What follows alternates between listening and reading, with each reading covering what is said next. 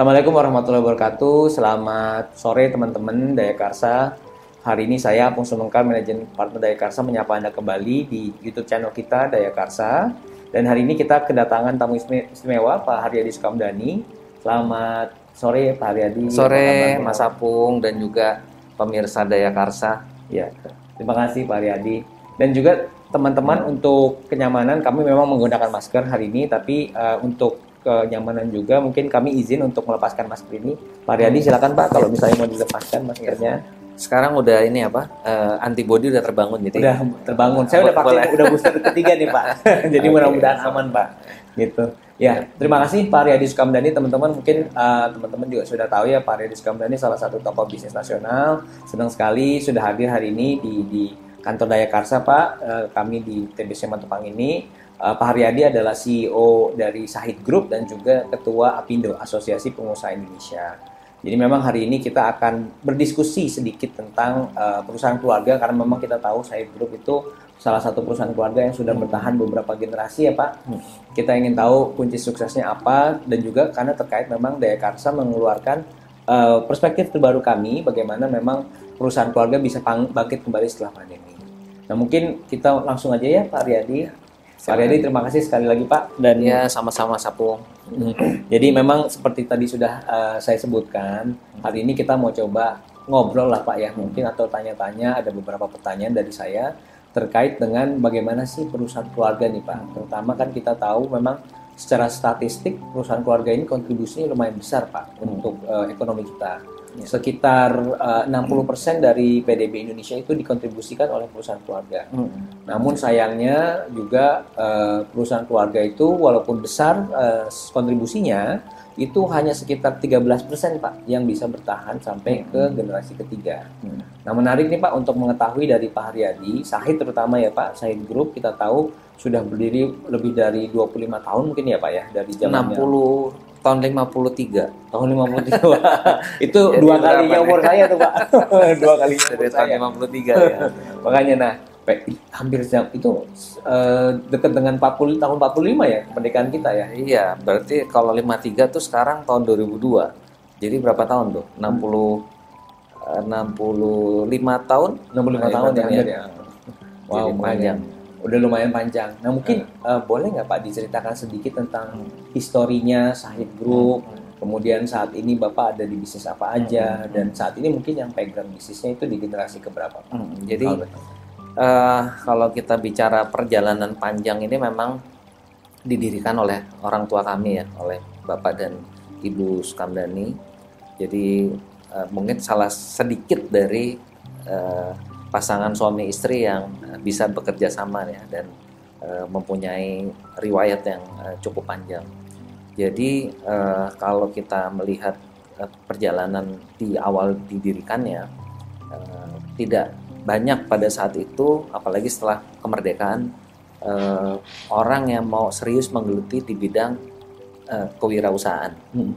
Jadi apalagi suami istri, itu jarang banget ya. Jadi memang agak sedikit berbeda begitu dia dibandingkan dengan mungkin sebagian masyarakat yang pada waktu itu memilih profesi sebagai aparatur sipil negara atau PNS zaman dulu ya, pegawai negeri sipil, dokter, atau bekerja sebagai profesi dokter, ataupun yang sifatnya pokoknya bukan mempunyai usaha sendiri ya pada saat itu seperti itu. Nah tapi orang tua saya waktu itu mempunyai pemikiran yang jauh ke depan bahwa harus ada yang harus ada masyarakat juga yang menggeluti profesi di bidang pengusaha ini gitu, di kewirausahaan ini, karena kalau tidak maka bangsa kita itu akan mempunyai daya dorong yang lemah kalau wirausahaannya nggak kuat. Kira-kira pemikiran sederhananya seperti itu, dan memang sejak beliau menikah di tanggal 27 Mei tahun 1953 itu, maka tanggal 1 Juni pada tahun yang sama, jadi setelah beberapa hari menikah, mereka menyatakan akan mulai berusaha bersama. Kira-kira begitu. Dan sekarang ini kami sudah menyiapkan generasi ketiga, jadi generasi kedua itu kami, generasi ketiga juga kita siapkan. Nah, di dalam menyiapkan bisnis keluarga ini memang banyak ininya ya, banyak juga hal-hal yang cukup cukup penuh tantangan juga. Yeah. Apalagi kalau kita tidak menyiapkan dengan lebih cermat gitu. Memang tadi yang disampaikan hanya 13% yang bisa akhirnya melewati generasi ketiga. Nah, kebanyakan dari bisnis keluarga itu memang fondasinya itu dari generasi pertama harus punya suatu visi misi yang clear ya. Nah, kebetulan di keluarga kami alhamdulillah bapak dan ibu itu very clear bahwa dia ingin mempunyai legacy dari suatu perusahaan yang bisa diteruskan kepada generasi-generasi berikutnya dan bisa memberikan manfaat bagi negara. Nah, di dalam menyiapkan ini terus terang memang kami nomor satu persyaratannya sekolah mesti beres. Sekolah dulu mesti beres. Sekolah mesti semuanya nggak ada pendidikan. Ya, nah, beliau selalu bilang saya nggak bisa banyak memberikan kalian bekal, tapi pendidikan adalah nomor satu. Nah, itu yang diberikan. Nah, lalu kedua juga yang menarik adalah di keluarga kami itu anak laki dan anak perempuan sama. Oh gitu. Jadi nggak ada bedanya Pak ya? Jadi Jadi ini juga suatu hal yang menurut saya juga unik ya. Yeah.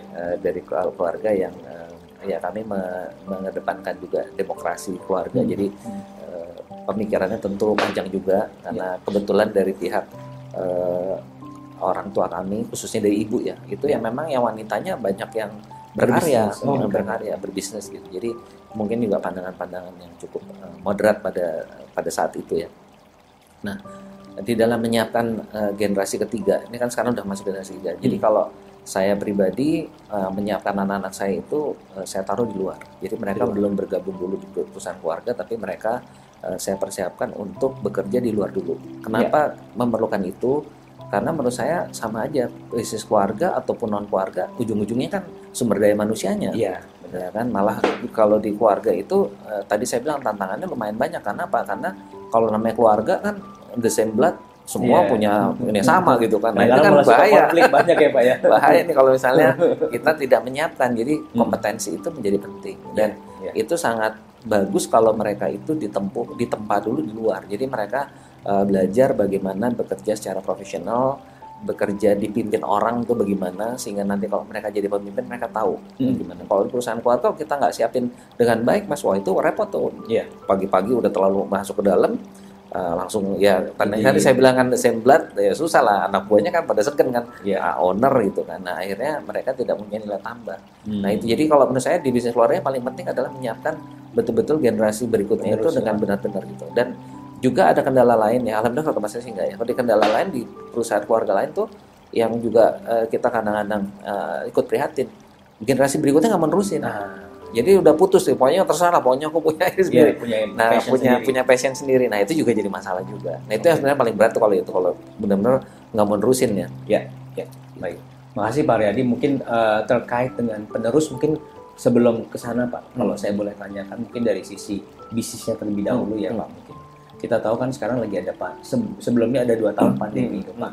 Nah, dari sisi Bapak sendiri mungkin dari sektor di mana bisnisnya Syahid ini ada, kira-kira apa nih Pak impact yang paling terasa nih terhadap bisnisnya Bapak? Apalagi Bapak kan di sektor perhotelan ya, salah satu yang paling dominan gitu. Ya. Dari sisi pandemi Pak gimana? Ya, sektor kami khususnya di hotel ya, itu memang terdampak berat sekali ya, karena sampai kita juga ada menutup beberapa hotel di tahun 2020. Bahkan yang di Bali sempat kita tutup 6 bulan karena memang parah sekali Bali. Jadi ini memang sangat tidak mudah, Mas.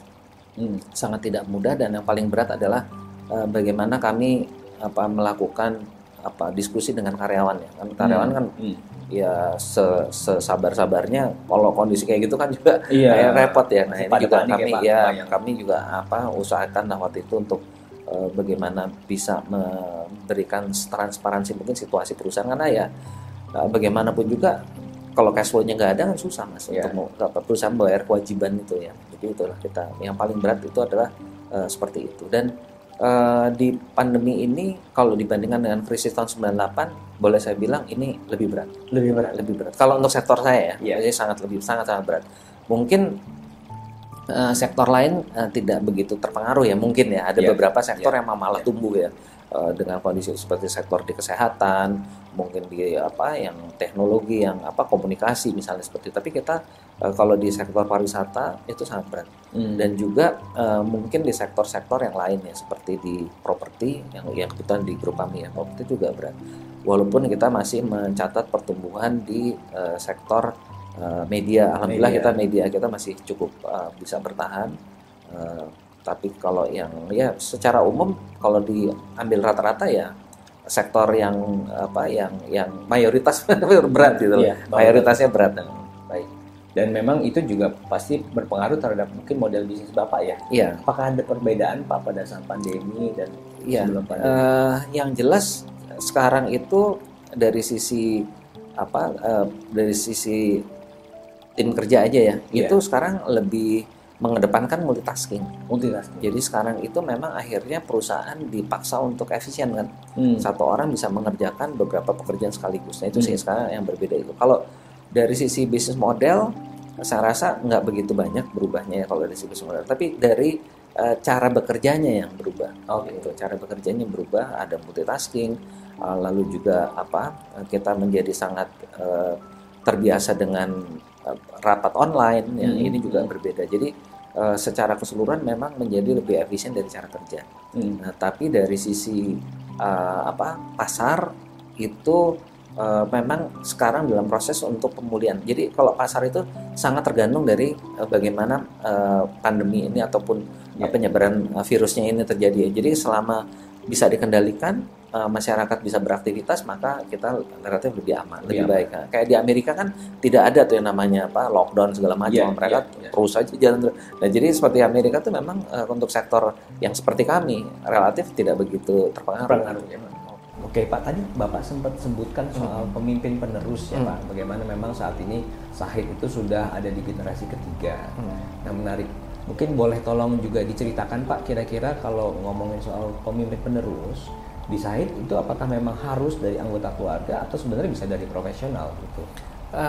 Kalau dari kami, kalau untuk pimpinan puncak ya tentunya harus dari keluarga lah, karena ini kan rohnya kan dari keluarga. Tapi kalau untuk level direksi itu kita bebas kok, artinya betul-betul profesional kita sangat dukung ya untuk mereka bisa berkembang.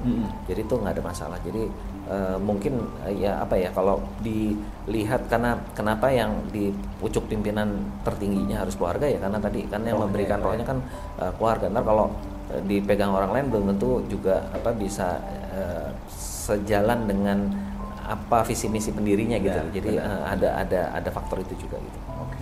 Nah Pak, kalau boleh tahu, memang tadi menarik kan Bapak bilang memang harus dari keluarga, pucuk pimpinannya ya. Untuk ada dua hal, pertama bagaimana bisa meneruskan visi misi atau roh dari foundernya. Nah, tapi tadi Bapak juga sempat bilang kalau bisa jadi generasi penerus ini tidak mau meneruskan bisnis Bapak, gitu ya. Nah, kira-kira boleh tahu nggak kriteria pemilihan yang digunakan atau yang Bapak jadikan panduan gitu ya untuk Bapak informasikan ke anak-anak atau keponakan Bapak, kamu kalau mau jadi pucuk pimpinan di tempat kita harus ABC gitu, apakah ada hal seperti itu? Jadi pertama adalah kita ada suatu konsensus bahwa karena kami itu bersaudara berlima ya, jadi kami mengirimkan salah satu dari anak kami untuk involve di grup, untuk tadi yang board di dalam ininya nanti ya. Kita kita bilang sih kayak dewan pengarah lah gitu ya sebenarnya gitu ya, dan pengarah. Jadi di situ ada perwakilan dari kita berlima. Nah, bagaimana kriterianya masuk ya, tentunya karena ini adalah privilege dari masing-masing keluarga untuk mengirim salah satu putra putrinya, ya tentu mereka sendiri yang nyeleksi mana yang mau dikirim, yang terbaik mana gitu kan, seperti itu. Nah, tapi di luar daripada grup ini, kami juga memberikan kesempatan untuk masing-masing keluarga itu juga untuk mempunyai usahanya sendiri. Jadi grup itu membantu gitu. Jadi kalau kalau ibu saya dulu tuh selalu melambangkan kalau sebagai orang Jawa gitu kan, ada yang namanya kalau di pakaian Jawa tuh ada namanya kenup. Yang ini ya, kenup berlian gitu namanya kenup itu. Jadi kenup itu ada permatanya, ada apa namanya penampangnya dan ada sumbunya gitu ya. Nah jadi beliau itu menggambarkan bahwa yang yang core-nya itu adalah yang memang permatanya itu. Itulah yang legacy yang beliau titipkan kepada kita semua. Nah tapi yang namanya embanan atau penampang itu adalah ya silakan kalau kalian mau berkembang di situ gitu loh. Justru si core-nya ini akan mendukung penampang itu berkembang. Jadi makin besar makin bagus. Nah, ada yang namanya poros. Nah, poros itulah yang yang menghubungkan antara si core tadi dengan si embanan itu. Jadi dia itu tadi artinya dukungan kepada si embanan ini untuk berkembang gitu. Jadi itu menurut saya juga sangat bagus karena masing-masing keluarga itu kan mungkin juga punya anggota keluarga yang punya bakat ya, passion yang berbeda, talent yang berbeda gitu ya mungkin. Jadi mereka tetap bisa berkembang. Tapi ada suatu kewajiban moral gitu ya untuk tetap bagaimana grup ini tetap eksis karena itu kan amanah orang tua. Menarik.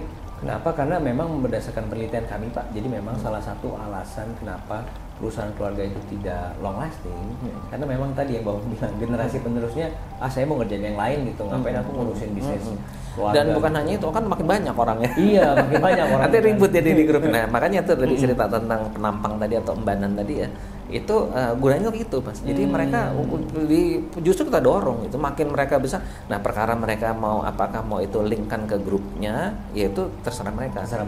Tapi yang jelas mereka harus didorong karena kalau enggak nanti sayang kita punya orang-orang bagus jadi juga ini kan. Bahkan saya belum tahu ya nanti perjalanan, bahkan mungkin juga mereka akan dengan sukarela mengklaim udah deh saya anak perusahaan dari grup dari grupnya, bisa jadi begitu. Dan itu jadi kita berikan keleluasaan sebesar-besarnya karena tadi saya bilang kan orang beda-beda. Mungkin ada yang suka udahlah aku mau bisnisnya bikin restoran aja deh, passionnya di situ kan. Biarin dia jalan, kita akan mendukung gitu loh. Malah itu jadi bisa memperkuat grupnya yang jadi makin banyak yang nantinya berprestasi, yang mereka tuh nanti sukses, makin bagus juga untuk grupnya kan. Berarti kita punya stok banyak nih untuk kalau misalnya just in case kita mau melakukan apa, kita punya orang-orang yang lebih banyak. Menarik nih Pak, mungkin ini salah satu kunci sukses kenapa Sahid bisa bertahan sampai sekarang ya, karena kita kebetulan sempat diskusi juga dengan beberapa pemilik perusahaan keluarga. Banyak dari mereka tuh justru terutama para founder ya Pak, itu pengen udah kamu ikutin aja maunya ayah gitu atau maunya ibu gitu, nggak usah mikirin yang lain. Tapi justru di saya tidak seperti itu ya. Justru nggak begitu. Jadi dengan diberikan kesempatan juga mereka kalau yang saya menganut tadi pemikiran bahwa sebaiknya anak-anak sebelum ke grup harus berkarir di luar. Nah sehingga mereka juga punya cara pandang yang berbeda Mas gitu. Jadi waktu mereka masuk tuh mereka punya nilai tambah harus begini. Jadi memperkuat gitu. Jadi kalau saya boleh menyarankan kepada perusahaan keluarga yang lainnya, sebaiknya begitu. Jangan anak itu begitu selesai langsung diambil, nanti sayang gitu. Kasih aja tempo mungkin 5 tahun, 8 tahun ya tergantung mereka siapanya ya. Tapi itu akan mempunyai nilai tambah yang lebih tinggi buat perusahaan. Dan jangan khawatir kalau ntar dia udah keluar kasihkan kerja di luar gitu ya. Nggak juga, tergantung kita akan meletakkan fondasi ke anak itu juga kan. Justru mungkin bisa dibilanginnya justru kita kasih kesempatan 5-10 tahun di luar untuk belajar ya, dan nanti bisa dibawa mata. Dan itu nanti itu tadi saya bilang, jadi mereka, saya selalu bilang ke mereka apa sih bedanya gitu ya, jadi profesional sama jadi pengusaha gitu kan ya. Saya bilang kalau jadi profesional itu kan mempunyai tanggung jawab yang terbatas, ya kan, jelek-jeleknya atau beresikonya ya udah. Mungkin kalau zaman tahun kita krisis 98 kita masih ingat tuh ada Schroders ya, yang bangkrut sampai tebak itu dia, karena saya dulu nasabahnya mereka. Itu Bank Inggris bangkrut gara-gara ada dia punya pegawai di Singapura melakukan fraud lah gitu kan. Ya udah kan, ya udah sebatas itu gitu. Sebagai profesional ya udah paling dipecat aja gitu kan. Tapi kalau sebagai entrepreneur tanggung jawabnya kan luar biasa. Kita nggak bisa main lepas begitu. Kita mesti benar-benar kita harus betul-betul memikirkan semuanya. Jadi artinya kalau profesional itu memperhitungkan risiko, kalau pengusaha itu betul-betul dia akan memutuskan risiko itu, dia akan mengambil risiko itu gitu. Jadi risiko dengan sepenuhnya ya. Memang profesional juga ada risikonya, tapi kan tetap ada batasannya. Nah, kalau pengusaha itu nggak ada. Dan di lain itu juga saya bilang juga sama anak-anak ya, kalau memang kamu mau tidak kemajuan kamu tidak ada batasannya ya di pengusaha ini nggak ada unlimited. Semakin kamu belajar dari masyarakat ya, belajar melihat semua potensi, ya kamu nggak punya batas lagi. Tapi kalau profesional kan terbatas kan. Ya kalau udah jenjangnya udah presidir paling juga ke komisaris gitu. Ya udah begitu aja gitu kan. Ya udah selesai gitu kan. Jadi saya memotivasi anak-anak gitu, dan dengan pengusaha itu ya kita punya ladang pengabdian kita menjadi lebih luas, lebih mulia, lebih luas. Kita bisa memberikan kepada masyarakat, kepada negara gitu. Dan kebebasan berekspresinya juga tinggi. Betul, ya. Itu juga sangat kebebasan untuk menentukan apa pilihannya ya. Benar. Pengusaha sama seniman hampir mirip Mas. Iya. Cuma yang sama dreamer kan gitu kan, menghayalkan apa terus menciptakan sama. Iya. Kan seniman kan gitu kan mempunyai daya cipta yang sangat kuat ya, imajinasi dan menghasilkan karya. Pengusaha juga sama.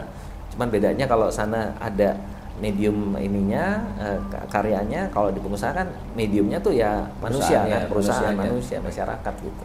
Nah, kalau pernah ada konflik nggak Pak? Maksudnya konflik tuh within the family, di dalam keluarganya Bapak sendiri, terkait tadi mungkin bukan soal arahan bisnis, justru siapa perbedaan pandangan, pendapat, ya itu sih biasa Mas, itu biasa. Oh kalau siapa yang mimpin, alhamdulillah sampai hari ini kami masih enggak juga, kami juga jadi kolegial. Kami kolegial. Jadi kami ini kan, jadi posisi chairman itu kosong setelah ayah saya meninggal. Jadi kita emang kosongin. Jadi sampai hari ini ruang kerja Bapak sama Ibu juga masih kita jaga kosong. Kita menghormati beliau. Apa tuh Pak? Nggak ada, maksudnya? Nggak ada masalah juga sih. Kekosongan. Nggak masalah kan, kita soalnya kan itu tadi karena dari awal udah diformatkan begitu ya, bahwa kalian nih sama nih semua nih. Kalian tugas dan kewajibannya sama, gitu, hak dan kewajibannya sama. Jadi ya udah jalan aja kok.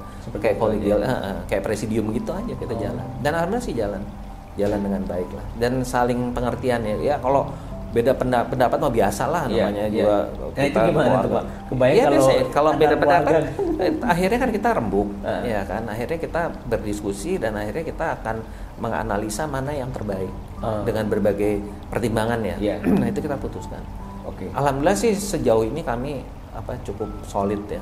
Kita menghadapi semua masalah itu dengan dengan pertimbangan yang matang gitu. Jadi saling melengkapi gitu.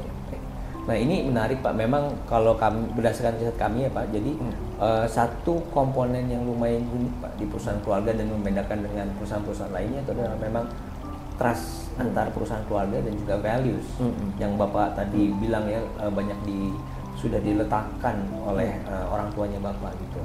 Nah menurut Bapak sendiri gimana tuh Pak pentingnya trust antar keluarga dan juga values terhadap keberlangsungannya? Sangat penting. Jadi ya kalau trust itu kan kita bicara ya namanya trust ya, kepercayaan ya, tentunya harus dibangun dari awal.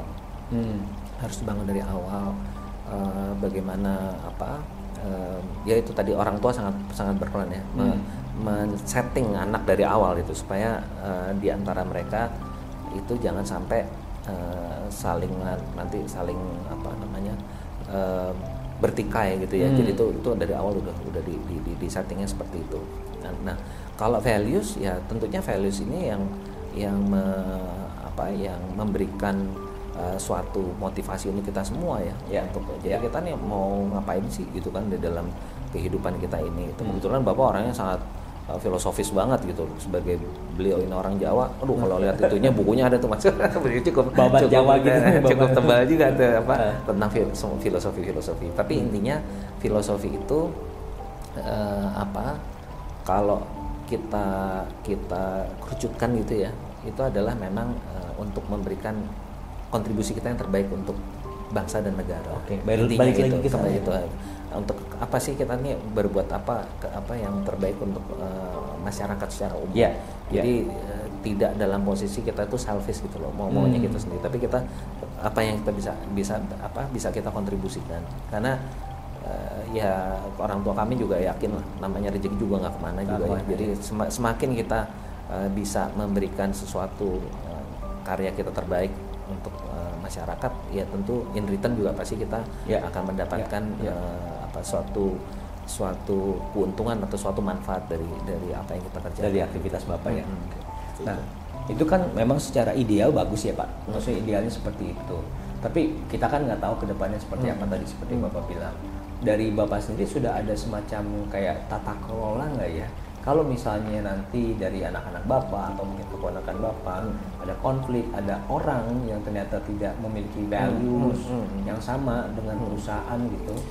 Kebetulan sekarang kita lagi bikin lagi bikin tata kelolanya. Tidak mudah karena ya banyak hal yang dalam prakteknya meneruskan lintas generasi ini nggak perkara gampang. Tadi kita bicara orang ya, iya, benar. Tapi kalau kita bicara organisasinya itu juga nggak perkara gampang, gitu. Karena kan kalau di bisnis keluarga tuh biasanya orang pakai trust ya, pakai lembaga trust gitu ya, biasanya di luar negeri. Ya. Nah, apakah trust itu juga akan menjamin lintas generasinya? Itu juga ceritanya kalau teknis juga mesti dilihat kan, bagaimana dengan perpajakannya lah segala macam, itu juga quite complicated juga. Lalu kalau yang di dalam negeri kan kita nggak banyak instrumennya ya. Kemarin juga sempat kita melihat bagaimana sih dengan badan perkumpulan gitu ya. Nah, tapi at the end Mas itu yang perlu kita lihat itu adalah akhirnya kesinambungan generasi itu terkait dengan masalah teknis ini ya, ownership-nya. Ini memang kalau jujur saya ngomong nggak ada yang ideal amat tuh nggak ada. Kalau saya lihat, kecuali kalau mau modelnya ya udah kayak di negara barat gitu. Saya kemarin mendapati ada satu perusahaan, kebetulan anggota Apindo yang saya agak cukup terkesan juga gitu. Karena perusahaan ini ownernya meninggal pada saat umur 70 tahun. Saya nggak sebutin perusahaannya ya karena agak sensitif. Tapi yang jelas dia meninggalkan seorang putri kalau saya nggak salah. Dan putrinya nggak mau nerusin juga tuh bisnisnya. Jadi dia serahkan kepada lembaga trust. Itu yang saya kagum gitu. Kok bisa jadi gitu ya? Itu jalan itu maksudnya. Jalan dan maju, jauh lebih maju daripada waktu ayahnya masih ada. Ditangani oleh profesional. Saya nggak tahu dalamnya ya gimana mereka pengaturannya, tapi itu jalan. Nah, saya nggak tahu apakah model kayak gitu, karena ini saya baru pertama kali ketemu gitu ya, jadi bagi saya cukup impresif juga, karena tidak mudah, apalagi menyangkut masalah hak waris dan sebagainya ya. Itu kan di kita kan sangat melekat itu Mas, melekat kalau kita, dan masalah pajaknya juga nggak ampun-ampun juga gitu. Jadi misalnya kita mau, kita mau pindahin ini ke suatu institusi gitu ya. Begitu kita pindahin kan balik nama tuh kan, wah itu berapa tuh pajaknya gitu. Nah itu juga menurut saya salah satu yang juga handicap kita ya, kesulitan kita di dalam mentransformasikan perusahaan keluarga yang benar-benar bisa solid sepanjang waktu. Itu ada juga faktor di dalam saya bilang belum ketemu aja nih karena kan sekarang ini misalnya dia si foundernya berniat pokoknya nih perusahaan harus jadi satu ya, jangan dibagi-bagi deh. Jangan dibagi-bagi, dia biar utuh aja satu gitu. Nanti masing-masing anak-anak saya atau cucu saya punya perwakilan di sini. Ngomonginnya enak, tapi kan teknisnya gimana? Susah, ya. Kan susah. Tadi soal masalah waris, masalah ini gimana kan mau gabungin gitu kan nggak perkara gampang, gitu loh Mas. Jadi ini yang juga menarik sih kalau kita bicara perusahaan keluarga. Kalau kita mau bicaranya lintas generasi benar. Gitu. Jadi itu Indonesia soalnya masih memang kita belum punya instrumen itu. Ya Kemarin kita juga lihat-lihat lah kayak perkumpulan gimana. Tapi ujung-ujungnya kan gimana nih dengan pajaknya gitu kan. Kita maunya kumpulin jadi satu, tapi pajaknya gimana nih? Belum lagi ntar urusan warisnya kan gimana pun juga kan kita punya perangkat hukum kita itu kan tidak mengatur untuk lintas generasi Mas. Iya kan? Iya tadi contohnya kalau mau balik mau dipindahkan ke satu trust fund gitu ya Iya, Pak, malah itu jadinya trust fund itu gimana ngaturnya kan gitu kan. pajak Kan trust fundnya siapa yang megang? Apalagi sekarang kemarin ada tax amnesty kan. Iya. Semua declare semua kan. Iya. Nah, waktu kemarin sebelum tax amnesty masih bisa pakai perusahaan-perusahaan kayak apa yang di British Virgin Island, ya Cayman, kayak gitu-gitu kan. Untuk si ini trustnya kan sekarang udah declare semua. Nah, berarti memang dari ini juga mungkin terkait dengan Sorry, aku potong sebelum aku lupa ngasih. Karena kalau tidak ada pengikatnya tadi wadahnya itu, ya memang nggak ada jaminannya gitu. Ini mau lintas belum tentu gitu. Bisa. Karena dia nggak ngiketannya gimana ngikatnya sebagai suatu wadah ya untuk ini akan diteruskan. Itu tantangan di situ. Yang susah ya. Memang karena ya tadi jadinya makanya kenapa 13% itu. Iya, susah. Jadi nanti kalau yang 13% itu mungkin karena keluarganya solid. Iya. Dia masih pegang betul amanahnya si foundernya gitu ya. Kalau enggak kan ke berikutnya, waduh pikir udah gue males lah gitu. Udah jual aja deh. Maksudnya gitu kan. Mau cari ngomong kaki doang kan. Cari short aja, cari shortcut aja gitu. Menarik, dan memang ini juga terkait dengan pertanyaan saya selanjutnya Pak. Bapak kan sebagai Ketua Umum APindo, Asosiasi Pengusaha Indonesia, punya banyak interaksi lah dengan pemerintah gitu ya Pak. Nah kalau dari sisi dukungan pemerintah sendiri ke perusahaan keluarga menurut Bapak gimana? Mungkin saya sedikit bawa konteksnya Pak ya. Kalau kita lihat kan kayaknya pemerintah ini memang badan usaha milik negara kan memang punya mereka ya. Tapi kalau kita lihat fakta, sebenarnya kan kontribusi perusahaan keluarga ini lebih tinggi Pak daripada BUMN. Saya rasa sulit ya Mas ya untuk menspesifikkan ini dukungan ini untuk perusahaan. Saya rasa karena ya perusahaan keluarga dianggapnya kan sama aja perusahaan yang lain gitu kan. Kalau BUMN ya beda lah karena memang punya negara punya. Tapi kalau di ranahnya bisnis keluarga ya mengikuti seperti bisnis-bisnis yang lain. Ada lainnya. Itu sih. Hanya tadi yang saya cerita tentang wadahnya itu untuk mengikat lintas generasi emang ya belum ketemu gitu loh. Kecuali kalau di negara barat, ya betul pakai trust fund itu. Pakai trust fund tadi. Tapi kan nggak ada, ya namanya dunianya kan nggak ada yang kekal ya, masih nggak ada abadi juga.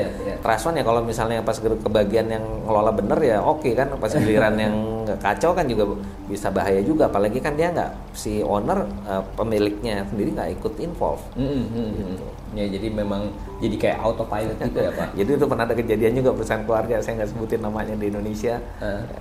Pokoknya itu dulu keluarga termasuk luar biasa lah gitu ya. Sektornya juga pada saat itu sektor. Ini anaknya kalau nggak salah cuma 2 ya, perempuan dua-duanya. Diurusin sama omnya bagaimana gitu. Ya hilang tuh perusahaan. Gitu. Itu perusahaan dia si omnya. Dan akhirnya sekarang ya nggak tahu tuh perusahaan itu termasuk yang bagus waktu itu pada tahun-tahun 80-an, sekarang hilang. Gitu. Itu tadi memang kan orangnya ya kita anggap kayak trust fund lah gitu ya. Tapi ini kebetulan masih family, jalanin yang nggak benar ya udah.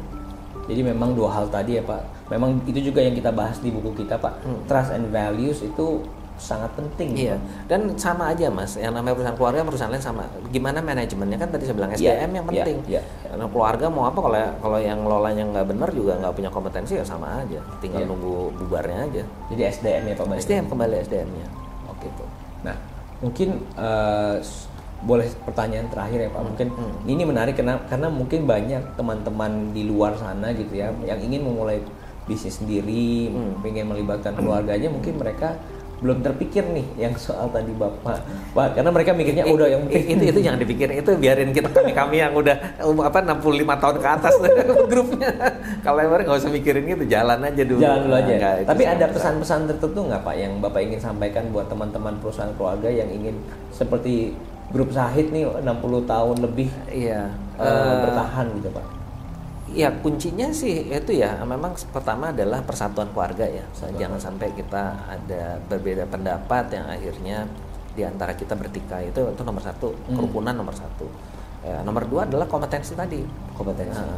Karena kalau si anggota keluarga ini yang akan menjalankan usaha ini dia nggak punya kompetensinya ya susah. Itu harus, apalagi ini kan makin hari persaingan juga makin ketat Mas. Benar. Makin ketat tapi juga opportunity-nya makin luas. Sekarang ini kan boleh dibilang informasi kan sangat terbuka ya. Mau peluang apa juga bisa gitu loh. Mau apakah itu peluangnya ataukah itu mencari tenaga expert di bidang yang mau digeluti, itu sangat mudah mencari informasi sekarang gitu. Jadi memang 2 hal itu ya Pertama kepercayaan dan kompetensi Ya, dari kerukunan dan kompetensi. Kerukunan dan kompetensi, baik. Itu. Mungkin itu pertanyaan terakhir dari saya, Ya. Pak Riyadi. Saya ucapkan terima kasih banyak sekali Ya. lagi Pak sudah mau menyempatkan waktu di kesibukan Bapak untuk menghadiri podcast kita hari ini Pak, YouTube channel kami. Mungkin saya izin untuk kasih salam penutup dulu ya. Teman-teman, Daya Karsa tadi sudah sempat diinformasikan oleh Pak Riyadi, memang untuk perusahaan keluarga ini, apalagi yang ingin bertahan multi generasi, yang sangat penting adalah bagaimana kita bisa menjaga kerukunan keluarga. Itu yang pertama. Dan yang kedua adalah kompetensi, karena pada akhirnya baik misalnya oleh keluarga atau oleh profesional, kompetensi adalah kunci, sehingga ini harus benar-benar diperhatikan. Dan kalau memang kita mau itu dari penerusnya dari keluarga, berarti kita harus menyiapkan dari awal-awal gitu ya, mulai dari pada saat mereka bersekolah atau mungkin selesai kuliah, itu mereka harus dipersiapkan kompetensi-kompetensi yang diperlukan pada saat nanti mereka memimpin bisnis dari keluarganya. Nah mungkin itu dari kami Daya Karsa. Terima kasih sekali lagi atas kunjungannya ke YouTube channel kami. Saya Apung Sumeker dan juga Pak Riyadi Sukamdhani. Terima kasih sekali lagi Pak. Ya, terima kasih Mas Apung dan sukses juga untuk Daya Karsa ya. Makasih Pak. Ini juga perusahaan baru Pak. Jadi memang kami juga teman-teman kalau misalnya ingin tahu lebih banyak tentang perusahaan keluarga, kami memang baru mengeluarkan perspektif bangkit saat pandemi, bagaimana perusahaan keluarga bisa sukses setelah era pandemi ini berakhir. Mungkin itu saja dari saya. Terima kasih. Wassalamualaikum warahmatullahi wabarakatuh.